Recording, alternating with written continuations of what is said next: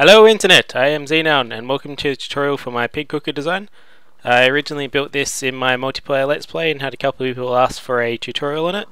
So here it is. I'm going to go through, it's not like a very complex system, so first I'm going to go through how this works and what each component is, and then so that should help the people make it who are fairly confident with redstone. And then after that I'm going to go through step by step for anybody else who wants a bit more in-depth explanation. So the way this works is you come here, hit the button, opens a 2x2 trapdoor, and you stand here and hold wheat, and the pigs all come in here. On my Let's Play world, I think I've got this a bit longer, so you end up with some pigs at the back outside of the wheat range, and I basically just use them as my stock for breeding, because then I know they're not going to get cooked. Then you can come down here and hit the button. I'm in the snapshot, so these are all grouping together, they're not glitching out. And then after that's done, it pops up again. So on my world as well, I've got a staircase coming down, so I can't fly in that one. But yeah, the way this works is this section here is the 2x2 trapdoor, so I'll just fly around it for general idea of how this works. There is another couple of pistons inside here, which I can really knock out these blocks, and you can see. So you can see there's 4 more pistons in there, and then 4 on each side. So it's fairly piston intensive for a trapdoor, but the way this works is these ones here are on a 4-tick delay, and basically it powers these ones after it powers this block. So when this gets triggered, I'll hit the button.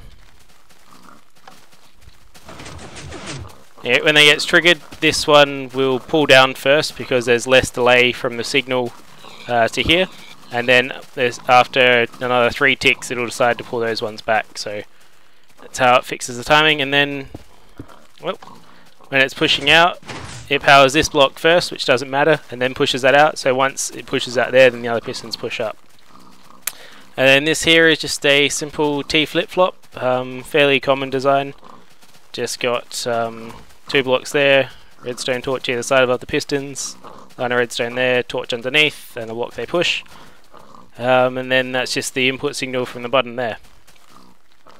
Fairly simple and basic. Just one thing, because I've got the button on this block here, I've just got a piston pull out here so I can cover that over with grass like that.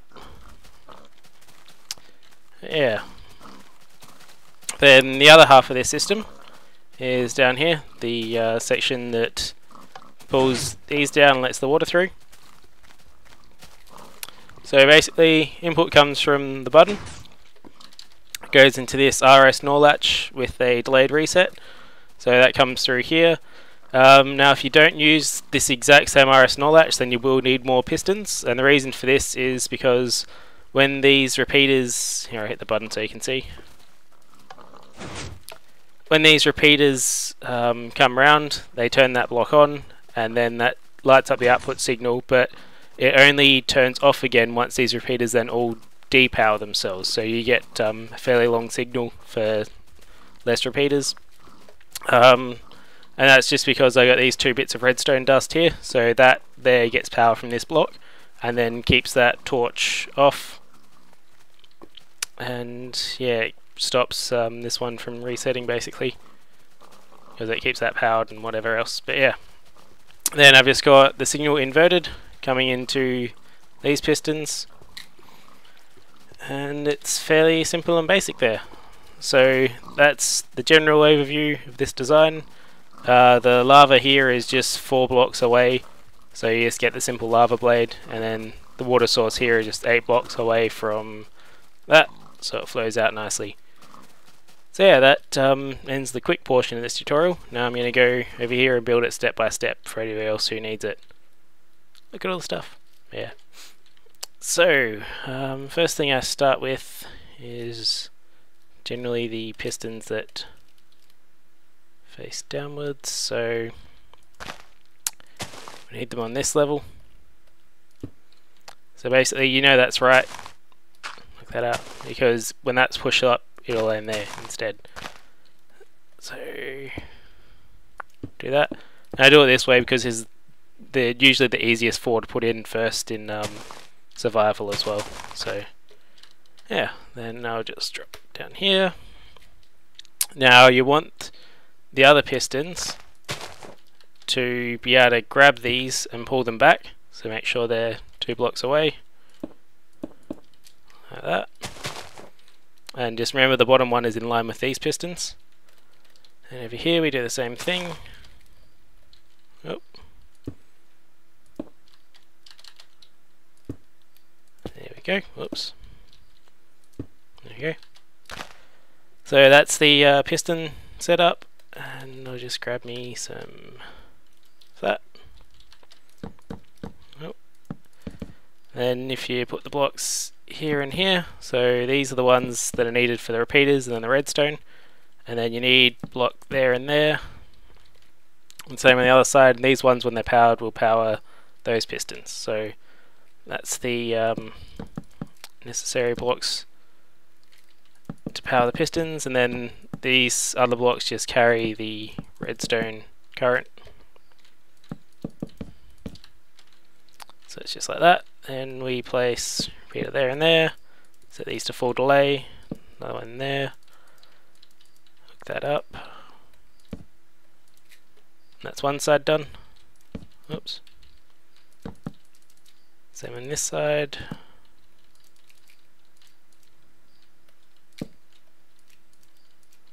And that's the design for the 2x2 trapdoor done.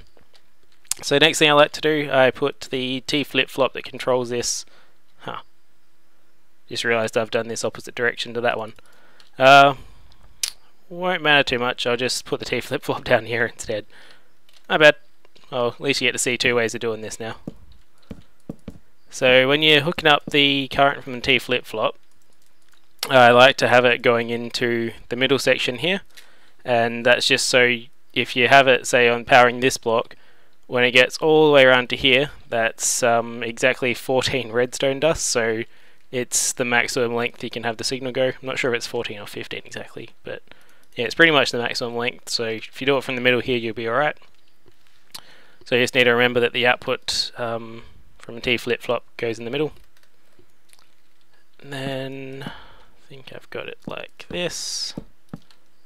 So this torch here powers this block, and that's wrong. Hang on. Thought this might happen. Yeah, it's one away. Built this before. I've only built this twice now, so there we go. And that's the connection there. So I think that's also wrong. It's meant to be there. Sorry about this. I've only built it twice now, so it's not like a set design. There we go. So you know if the T flip-flop's going to work if you do the torch first and connect it up, it should power it. And then pistons, I just use normal pistons. You don't have to use sticky. You can use sticky if you want, they won't hurt. If you want to get the piston placement right, you can do this section first if you want. Then you know exactly how far the pistons need to be away from each other. Oh. And if you do put these torches on first before you put that block down, then the pistons will both extend and you've got no room for a block, so make sure you at least put the block down first. Yeah, that's the T flip-flop there. So the input goes to these top 2 blocks, either one of them, and the output comes from the space above the redstone torch, and you only get the output when this block is above it, so then it powers that redstone, powers the rest of it.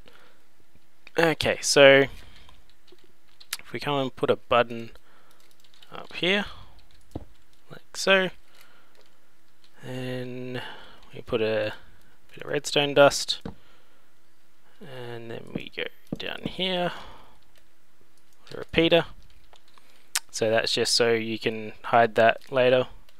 It's the only reason for needing the repeater. If you've got a slightly different setup or you move the button, then you won't need that. So then come around here, and there we go. So now if I hit this button, it should work. So So yeah, that's up. Hit it again, and it's open. So this is simple as that. Fairly easy to build that section of it, and then just fill it in with whatever blocks you like. For this bit, you should use blocks that are non-flammable, because when you put the lava blade in, they will catch fire if they can. So it's back to daytime. So yeah, that's why just using stone brick. Okay, so down here we stick another button on this block. I want that back. And then from there, we have that torch that fell down. So from there we want pistons under these blocks and those blocks to be able to pull them down. So that would be there and there, not there and there. Just testing you. Yes, testing. Okay, so then the ones are here, so you want them. Oh, it's gonna be hard to get. There we go. And there.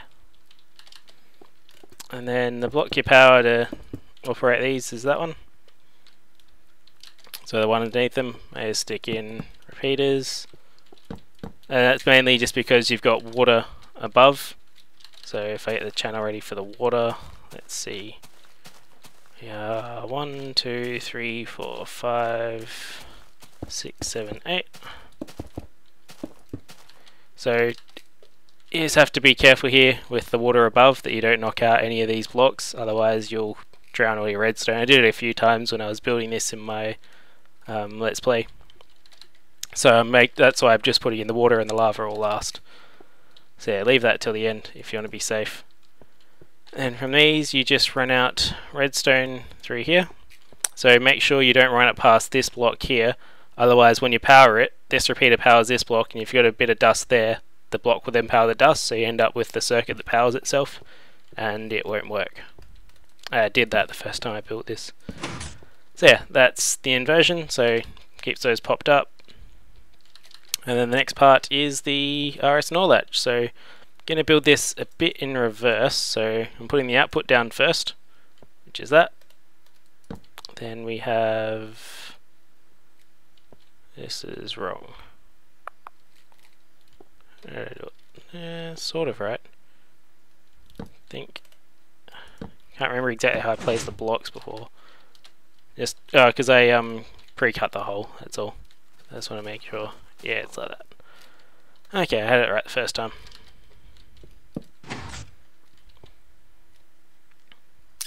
think yeah, it should be like that. There we go. And this hole, if you're wondering, is just 10 long that way by 7 this way. And if you're looking at this bit, it's 7 by 7 there from behind the button. It just goes in another 3 that way. If you want to build this the exact same dimensions as me. But it doesn't really matter, this bit's fairly optional, whatever size you want. And then here we just have this part from the RS NOR latch. So that there is the latching mechanism, basically. I'm going to include that. I'll just run this signal down.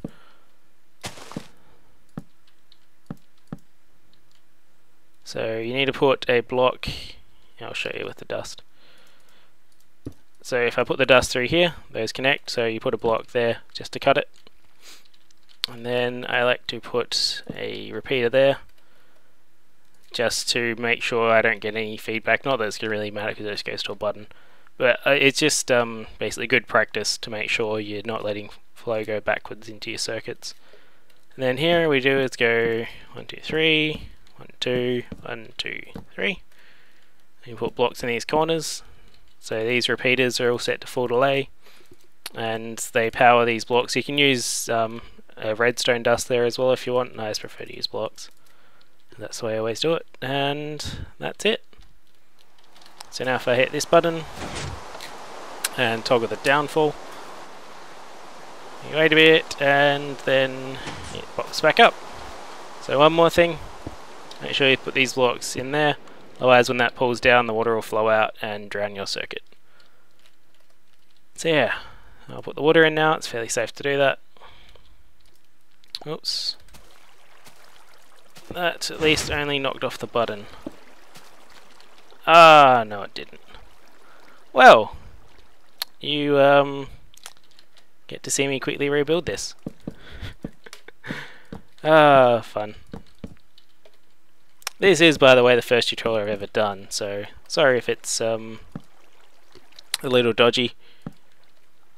And I have just removed that, moved that repeater location, but it's fairly subjective where you want to put that one. We need that there and there. And why is that doing that? There we go, it's calmed down. I didn't think I'd done anything wrong. Yeah, that happens with this RS and all that. Sometimes it can just temporarily act as a clock if you wire it up in a different manner. So there we go, that should work again. Stick a button in. I'm missing the torch by the looks of it that inverts these. Yes. There we go. There you go. If I hit the button, it works instead of placing... Whoa. Ah. It set these to full delay. So yeah, that's a little snapshot of what happens to me when I build this in survival. I flood this thing so many times. Yeah, there you go. So that's what happens when you hit the button instead of placing a bucket of water there and knocking out the button and all your circuitry. Yeah, so the only thing that's left to do now is to stick in the lava blade. So I like to put it a bit higher up so you have a 2-block gap. And stick in your signs, which I think are in... Oh, where are signs? I forget. Where's the search?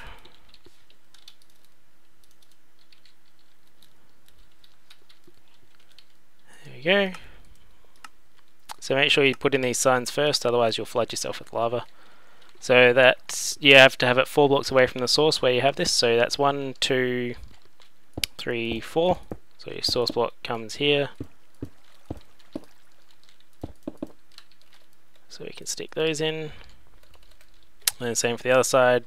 So that's 3, 4.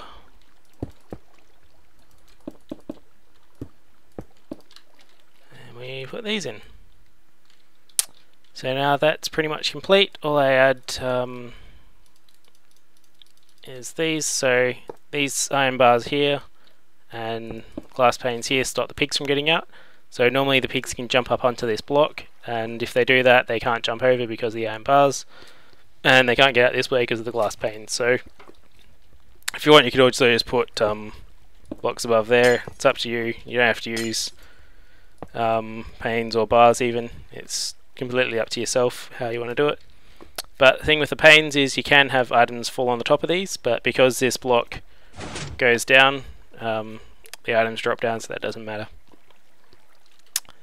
Yeah, that's a completed pig cooker. So just show you how it works completely.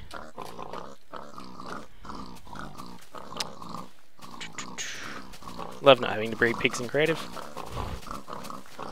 Oh, shoot. So if I get some wheat out, I think it's in materials, yep.